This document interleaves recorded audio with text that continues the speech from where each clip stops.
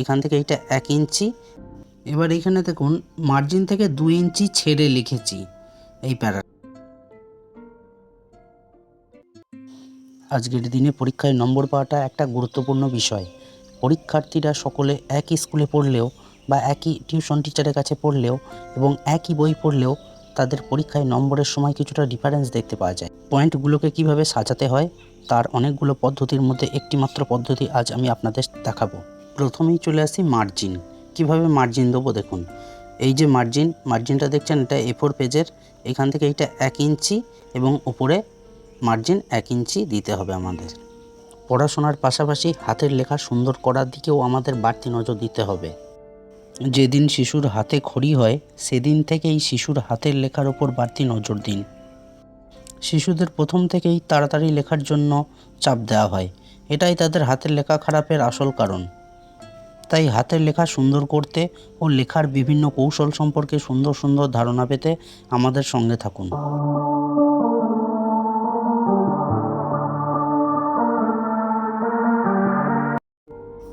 কিভাবে লিখছি মনোযোগ সহকারে দেখবেন।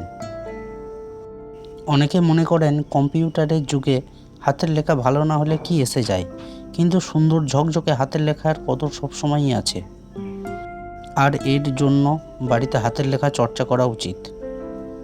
তবে পরীক্ষার সময় আমাদের হাতের লেখা সুন্দর নাও হতে পারে, তবে মনে রাখবেন আপনার হাতের লেখা যদি 100% সঠিক বা সুন্দর হয় তাহলে পরীক্ষার সময় অবশ্যই আপনার 75% হাতের লেখা সুন্দর থাকবে।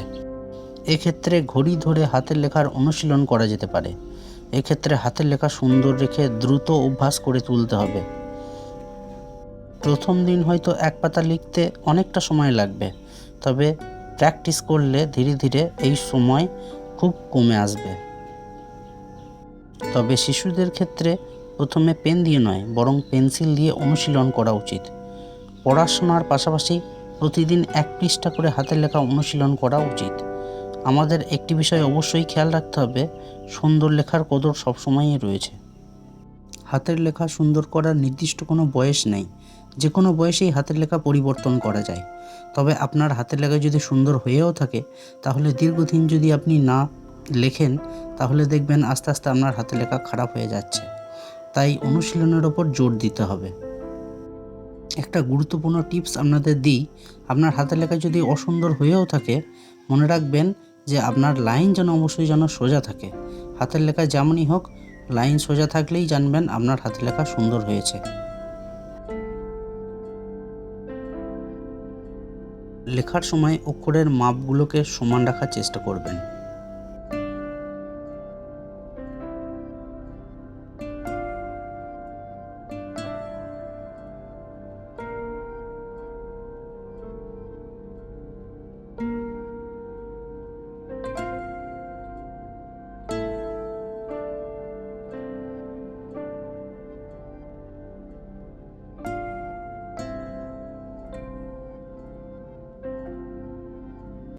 এবার এইখানে দেখুন মার্জিন থেকে 2 ইঞ্চি ছেড়ে লিখেছি এই প্যারাটা, আর এই প্যারাটাও দেখুন 2 ইঞ্চি লিখেছি।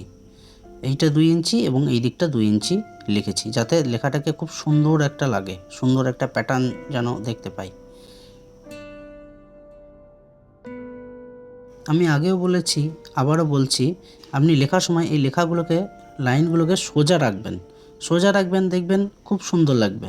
সব সময় সোজা রাখার চেষ্টা করবেন, তাহলে আপনার লেখা অবশ্যই সুন্দর হবে। এবার পরের পয়েন্টগুলো লিখছি দেখুন।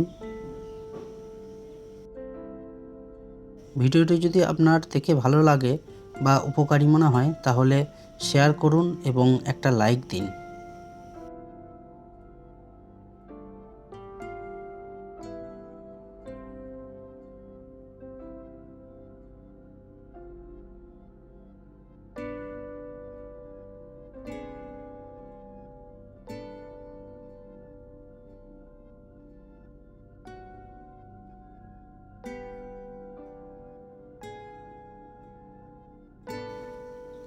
এই ধরনের ভিডিও পেতে চ্যানেলটিকে সাবস্ক্রাইব করে রেখে দিন।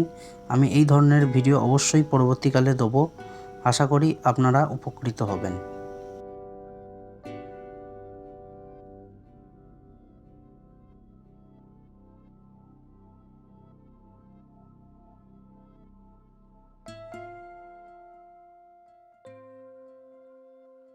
ভিডিওটি সম্পূর্ণ দেখার জন্য আপনাদের অসংখ্য ধন্যবাদ। আশা করি ভালো থাকবেন, সুস্থ থাকবেন। আপনাদের অসংখ্য ধন্যবাদ।